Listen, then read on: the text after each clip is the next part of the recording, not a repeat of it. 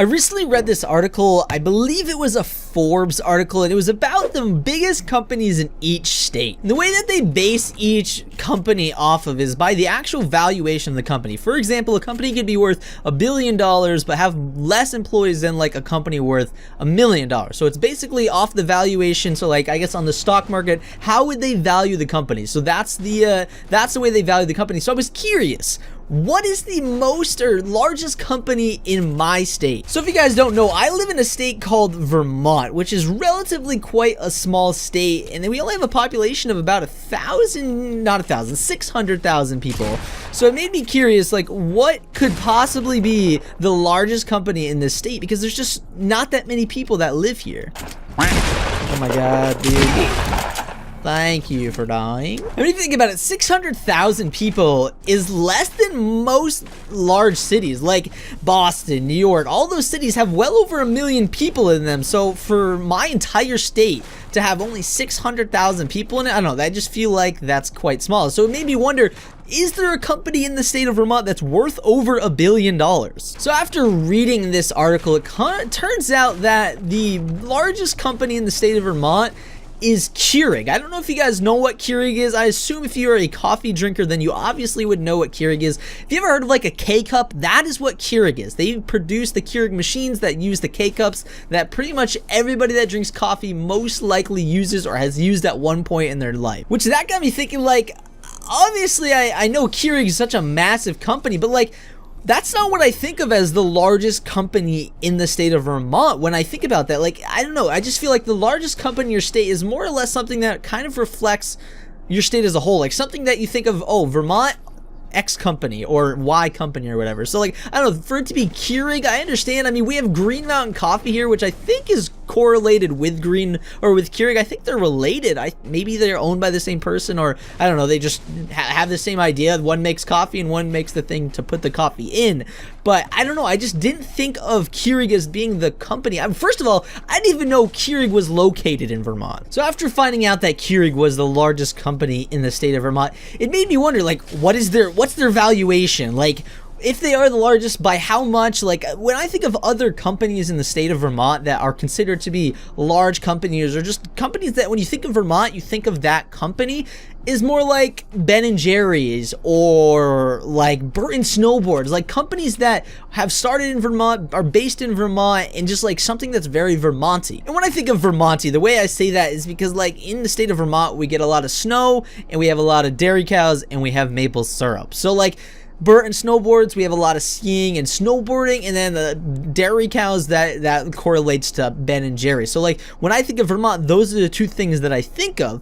But Keurig though, like, why is Keurig the largest company in Vermont, and like what is their valuation? So you guys might be thinking, Nick, we don't care about Keurig. We don't care about this company, or I don't know. It just, to me though, it's very interesting. I think like company valuations and just businesses in general really kind of intrigue me. It's just something that I don't know, the idea of, I like the idea of money, and that correlates to businesses. So the valuation of Keurig is actually, I believe, over $25 billion.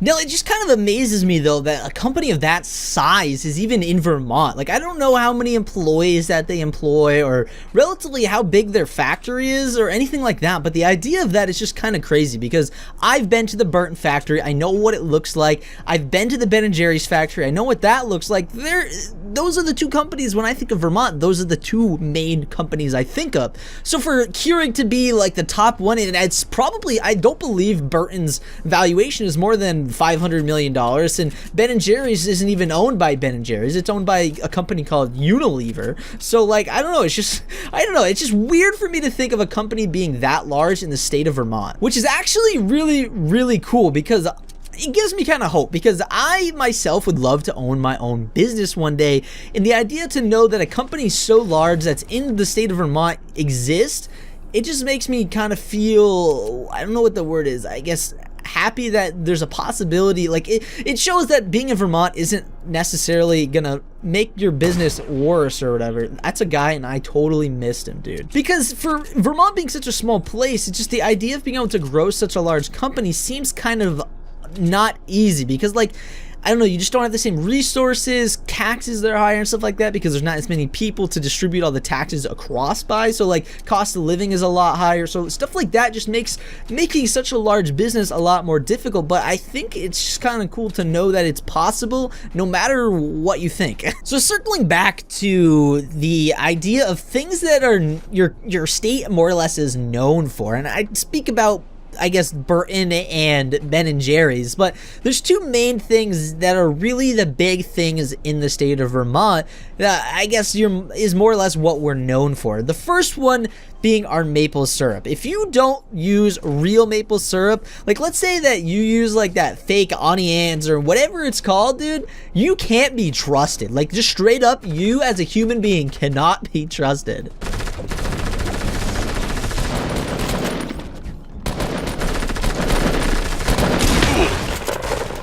Oh, hello.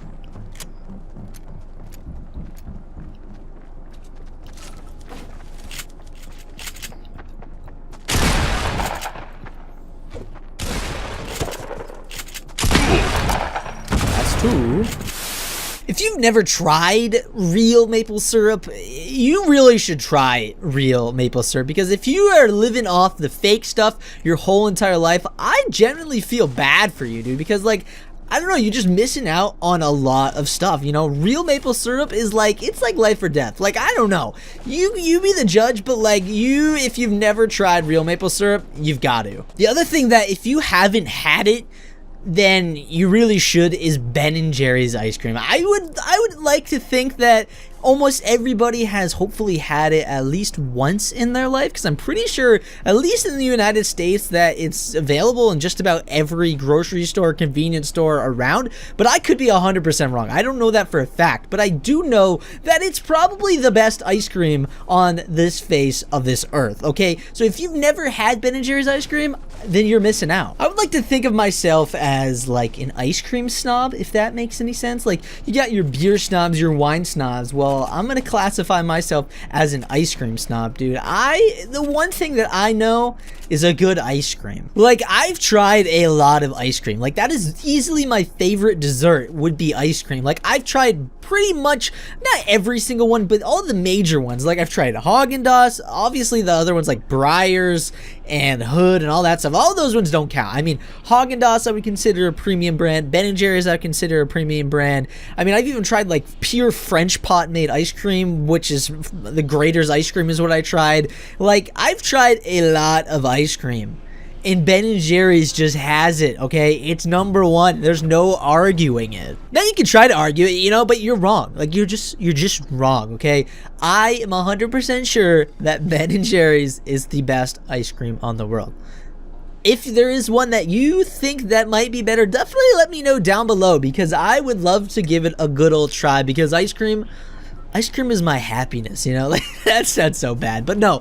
But really, guys, if there's an ice cream out there you think is better than Ben & Jerry's, let me know. Just so you guys know, I like cookies and cream and peanut butter and chocolate, so anything of that variety in any brand, let me know. I am down to try some new ice creams. Now, did you guys see the new thing that they're about to add to Fortnite? By the time this video is out, the thing will most likely already be released, because the update happens tomorrow, and I'm recording the video prior to that. So, it's kind of weird, the thing that they're adding. It's, so you know these warps that are right here in front of me? Well, what they're adding is they're adding like almost like a porta-fort, but you can use it to warp out of a place, which I think is kind of ridiculous. Like, you can just pocket a warp, dude. Like, imagine being in a gunfight, like a really intense gunfight, and the dude literally can go across the entire map by just warping. Like, he just pops in one of these right here and just flies the flip away, and you can't follow him. Like, maybe, you know what, that might be the counter to it. Maybe the warp will warp like the ones that already exist, where it'll stay open for 10 seconds so someone can follow you.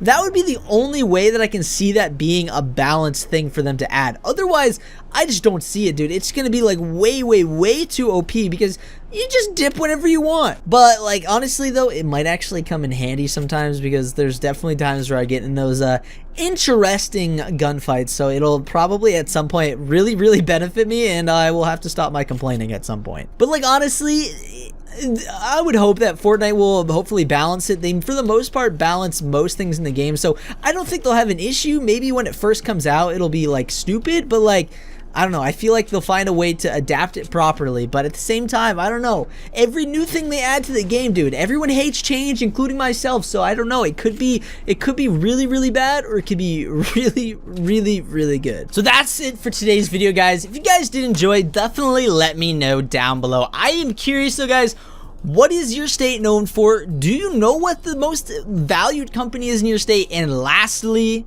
do you eat real maple syrup? Let's hear it down below, guys. I love you all. See you guys later. Peace out.